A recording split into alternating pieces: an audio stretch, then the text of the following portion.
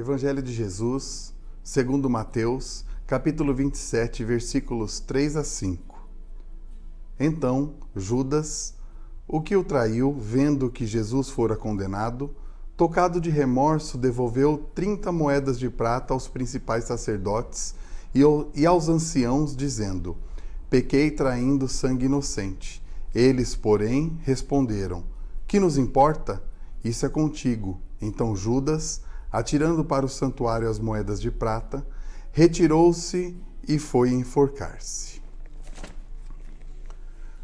Judas, um discípulo de Jesus, escolhido pelo próprio Jesus, foi aquele que o traiu.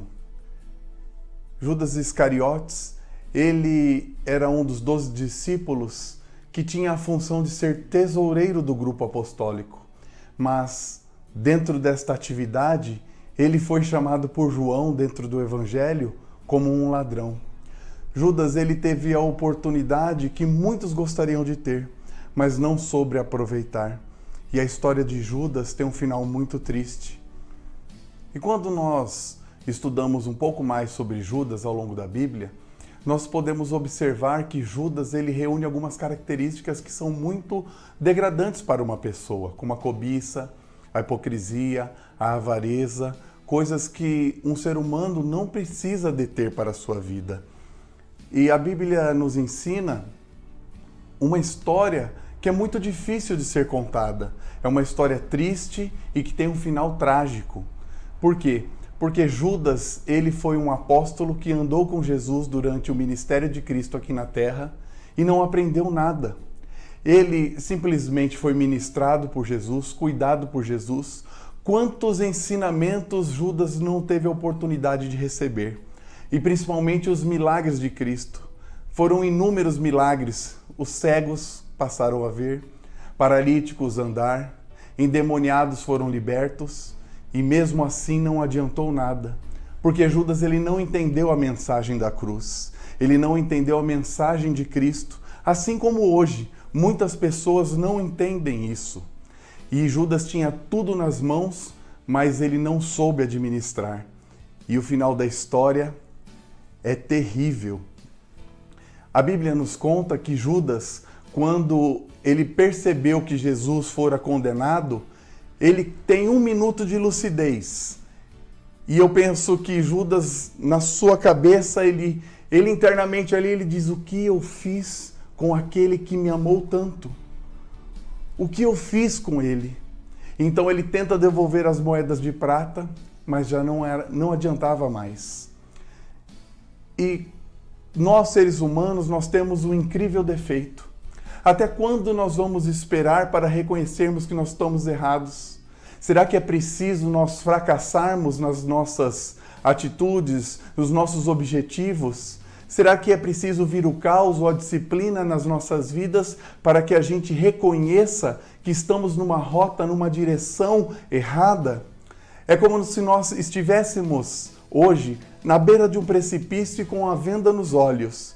E as pessoas, principalmente aquelas que nos amam, falando assim para mim: fulano, Beltrano, você vai cair, você está errado. E todo mundo vendo a sua rota de destruição, vendo que um abismo está puxando outro abismo na sua vida, mas você diz: calma, gente, para de se intrometer na minha vida, eu estou muito bem, está tudo bem. E você ali, na beira do precipício. E assim é o que aconteceu com Judas. Porque Judas ele ficou cego, ele teve uma cegueira espiritual. Lógico que ele teve livre-arbítrio e a ação do inimigo também de Satanás na vida dele. Mas olha só, Jesus, na noite que ele foi traído, ele disse: um de vós, na Santa Ceia, um de vós vai me trair hoje. E Judas, ele fala: quem será? Olha a hipocrisia, olha o tamanho da hipocrisia de Judas. Ele continuou abraçando aquele plano que iria trazer a morte, não só física para ele, mas espiritual. Sabe o que acontece? Existem muitas pessoas que estão com a vida arrebentada, estão sofrendo, estão em uma rota de destruição evidente em todos os aspectos. Mas estão buscando uma casa melhor, estão sendo hipócritas com eles mesmos, estão buscando mais dinheiro, estão tentando melhorar o carro e sua família está como? Perdida, os filhos estão nas drogas ou mesmo estão todos em desunião, em desarmonia, a família está cada um para um canto e é assim. E esta pessoa, no íntimo dela, ela sabe o que está acontecendo, mas a avareza, a busca pelas coisas deste mundo é muito maior. E ela é capaz de dizer, estou muito bem, obrigado. E tem algo dentro desta passagem que é muito interessante para nós nos atentarmos. Porque a palavra de Deus, no versículo 3, fala que ele foi movido de remorso. E esta palavrinha remorso, muitas vezes você vai encontrar como arrependimento em outras traduções.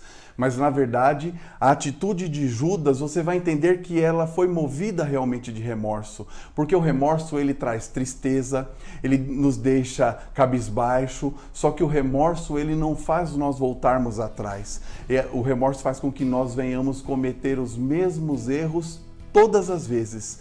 E o remorso levou Judas para o suicídio, ou seja, o remorso é um caminho de morte. Diferentemente se ele estivesse arrependido. O arrependimento, ele faz com que nós venhamos mudar tudo aquilo que nós sentimos. Por exemplo, Judas, ele andou com o mestre e não aprendeu nada. Ele andou com o maior pastor e nunca foi ovelha. E dentro dessas características, ele poderia ter usado o arrependimento. E quando nós nos arrependemos, nós conseguimos mudar todo um contexto. Mas não era só o fato das 30 moedas de prata, o fato dele naquele momento ali trair Jesus. Ele ia mudar todo o começo. Então, se você tem algo na sua vida que está trazendo para você um determinado sentimento, mas você continua cometendo os mesmos erros, é preciso você entender que remorso te mata e o arrependimento ele traz vida para você, porque você muda as coisas ruins no nascedouro, quando estão nascendo. E olha só, a Bíblia diz que Judas ele vai ao chefe dos sacerdotes e tenta devolver essas moedas de prata, mas já era tarde, isso não ia mudar a condenação de Jesus. Então, esse chefe dos sacerdotes disse para ele: ei, você, Judas, pode ficar com essa moeda, com essas moedas de prata, nós não queremos, ela custa preço de sangue e sangue inocente. Então Judas, ele pega e lança no templo aquelas moedas de prata e corre para o seu suicídio. Olha só, o final de Judas mudou todo o começo dele. Então nós temos que tomar muito cuidado com o nosso final, nós temos que nos atentar. Por quê? Porque enquanto nós tivermos produzindo remorso em nossas vidas, nós estamos atraindo a morte. Nós estamos atraindo um caminho de abismos. Por quê? Porque nós vamos continuar sempre insistindo no erro e perseverando naquilo que é errado para as nossas próprias vidas. Agora, se nós formos movidos de arrependimento, como Deus fala na palavra, todos os dias, nós temos que estar arrependidos todos os dias, nós chegaremos mais próximos de Deus. Por quê? Porque a palavra arrependimento e a atitude de arrependimento nos torna mais próximos do Senhor nas nossas vidas. Olha só o que o 2 Coríntios, capítulo 7, versículos 10 nos ensina. Porque a tristeza segundo Deus produz arrependimento para a salvação, que a ninguém traz pesar, mas a tristeza do mundo produz a morte. Então você, a partir de agora, pode escolher em ter um arrependimento e se aproximar do Senhor, ou ter esta tristeza do mundo, que é o remorso, e cair em uma via que não tem volta, que é a via da própria morte, física e espiritual. É para a sua vida e você decide. Que Jesus te abençoe. Amém.